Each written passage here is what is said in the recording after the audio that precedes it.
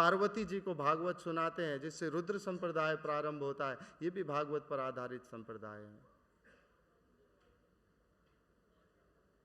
जितने मुख्य 4 संप्रदाय हैं हमारे, वो भागवत पर ही आधारित संप्रदाय हैं।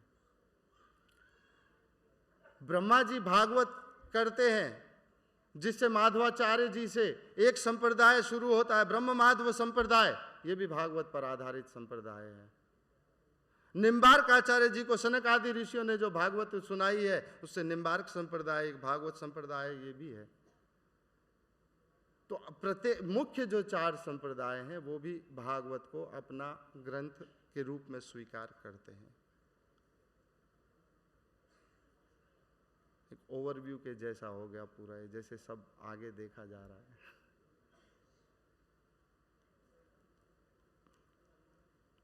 दूरदृष्टि की तरह कुछ ऐसा। एक बार एक व्यक्ति ऐसे खाने पीने के लिए गया कहीं, दोस्त भी साथ में गए, तो वहां जाकर उसने पहले जो है वो दाल चावल खाए, फिर उसने बादाम का हलवा खाया, और फिर उसने दाल चावल खाए। घर आया, साथ में मित्र था, उसने पूछा कि ऐसा आपने क्यों किया? कहा कुछ ज्यादा तो बहुत बड़ी बात नहीं है, मौसम थोड़ा अच्छा चल नहीं रहा है, अगर गलती से उल्टी आ गई तो भी दाल चावल बाहर आएगा, और लूज मोशन लग गया तो भी दाल चावल बाहर आएगा, ये बादाम का हलवा बीच में सेफ रहेगा। ये बादाम का हलवा बीच में सेफ रह जाएगा। तो कुछ दूरदृष्टि जैसा सा सब ये पहले स्कंद का आपने सबने सुना है, तो उसमें जो बचा हुआ था वो मैंने आपको प्रस्तुत किया। अब श्रीमद् भागवत का दूसरा स्कंद प्रारंभ होता है। प्रथम स्कंद का मुख्य सार जो है वो अधिकारी बनना है।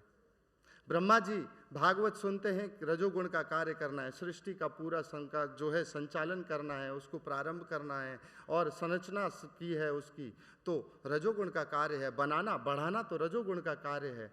तो भगवान की स्मृति सदा भगवान के चरणों में उनकी लगी रहे, तो वो भागवत का पाठ सदा अपने 7 दिनों में पूरा करते हैं भागवत को। उनको रजोगुण का कार्य करना है। शंकर जी कहते हैं मुझे तो संहार का काम करना है, ये तो प्रलय का कार्य करना है मुझे, ये तो तमोगुण का जैसा कार्य है, इसके लिए भगवान मेरी स्मृति सदा आप में कैसे लगी रहे, तो इसके लिए भी आप भागवत का पाठ कीजिए। तो शंकर जी भी सदा भागवत का पाठ करते हैं। और इस श्रीमद् भागवत को नारद जी ने भी सुना है, चतुर्श्लोकी समन्वितम, चतुर्श्लोकी रूप में भागवत को, इस भागवत को ब्रह्मा जी ने नारद जी को दिया है। परंतु नारद जी का भी जो मुख्य उद्देश्य होता है वो भक्ति का संप्रदाय आगे कैसे बढ़ पाए, ये भक्ति का संचार कैसे आगे हो, इसका प्रचार कैसे हो, प्रसार कैसे हो, मुख्य उद्देश्य ये है। व्यासदेव जी ने भी भागवत को लिखा है, सुना है, परंतु उनका भी मुख्य उद्देश्य जन कल्याण ही था।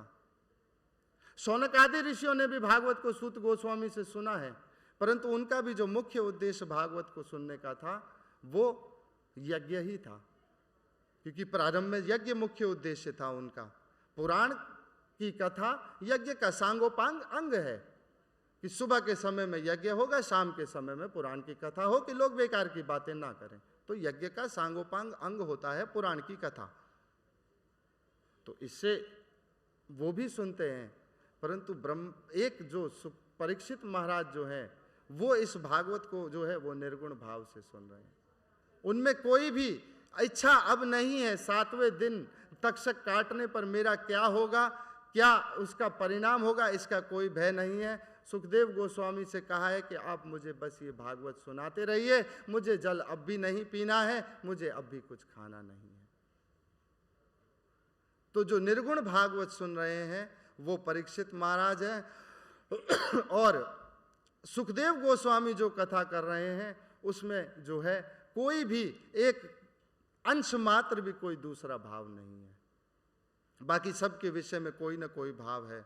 ब्रह्मा जी को सृष्टि का कार्य करना है, इसीलिए शंकर जी को प्रलय का कार्य करना है, इसीलिए सुनना है, और व्यासदेव जी को और नारद जी को जन कल्याण और भक्ति का प्रचार प्रसार कैसा हो उस विषय के लिए सुनना है। उनका उद्देश्य है कुछ। सनक आदि ऋषियों का उद्देश्य इस भागवत को सुनने का जो है वो विशेष है कि यज्ञ जो है हमारा उसका अनुष्ठान पूरा हो सके। तो मुख्य उद्देश्य के बिना यदि कोई भागवत को कर रहे हैं तो वो स्वयं सुखदेव गोस्वामी कर रहे हैं। तो वक्ता सुखदेव गोस्वामी जैसे और अद्भुत जो है श्रोता के रूप में वो परम भगवान के भक्त, जिनको कहा गया है राज ऋषि सताम, परीक्षित को कहा गया है राज ऋषि सताम। सताम का अर्थ होता है भक्त।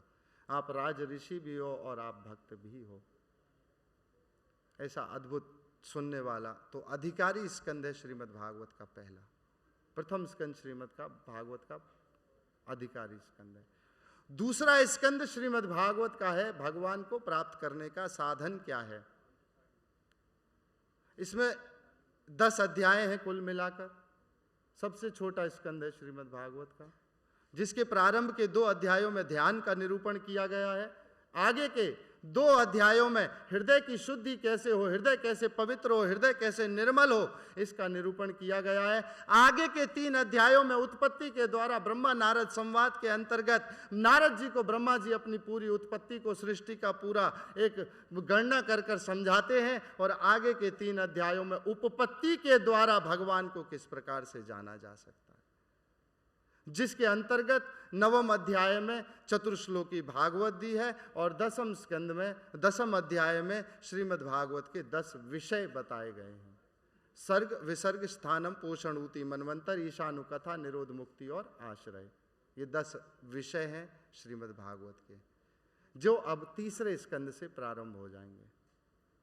तो दूसरा स्कंद का मुख्य जो सार है वो है साधन क्या है भगवान को प्राप्त करने का, जिसके प्रारंभ के 2 अध्यायों में ध्यान बताया गया है कि किस प्रकार से जो है भगवान के पहले नाम लेकर भगवान हृदय शुद्ध होगा या शुद्ध हृदय से नाम जपा जाएगा।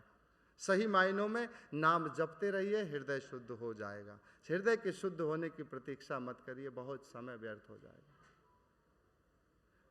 तीसरे स्कंद में कहते हैं धीर पुरुष अपने चित्त का शोधन कर कर भगवान आपकी बलमती वाया को बहुत जीतने का प्रयास करता है, परंतु उसको बहुत समय लग जाता है भगवान। परंतु ये भक्त आपकी भक्ति कर कर, आपकी लीलाएं गाकर, आपका मंत्र भगवान उच्चारण कर कर ये आपको बहुत स्वतः सरलता से ही प्राप्त कर लेते हैं। और प्राप्त क्या कर लेते हैं, हम भक्त पराधीन हो, आपको ये कहना पड़ता है मैं भक्तों आपके अधीन हूँ, मेरी स्वतंत्र तो कोई सत्ता ही नहीं है, मैं इन भक्तों के अधीन चलता हूं।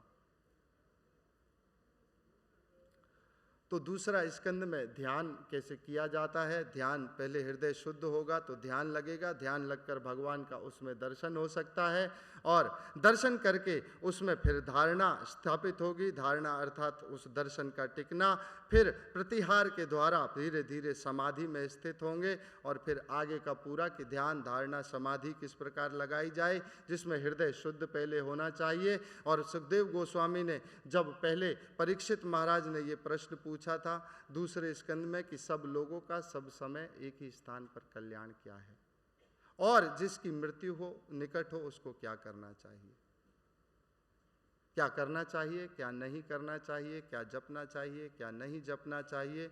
एक प्रश्न पूछा है, 2 खंडों में पूछा है। और इस प्रश्न को सुखदेव गोस्वामी जब सुने तो 4 अध्यायों तक आगे के मंगलाचरण ही सुखदेव गोस्वामी ने नहीं किया है भागवत का।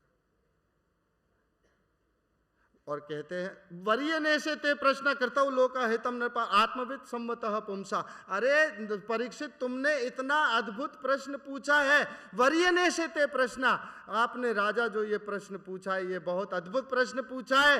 अरे आपकी स्वयं अभी मृत्यु 7 दिन के बाद होने वाली है, उसके विषय में भी ना सोचकर आप दूसरों के कल्याण के लिए सोच रहे हैं। पहले दूसरे खंड में पूछा है जिसकी मृत्यु निकट हो उसको क्या करना चाहिए, पहले खंड में तो पूछा है सब लोगों का सब समय कल्याण क्या होना चाहिए। और सुखदेव गोस्वामी इतने प्रसन्न हुए क्योंकि परीक्षित महाराज ने कहा था कि हम तो संसारी लोग हैं। तब सुखदेव गोस्वामी ने यहाँ बहुत सी ताड़नाएं की है संसारी पुरुषों के लिए।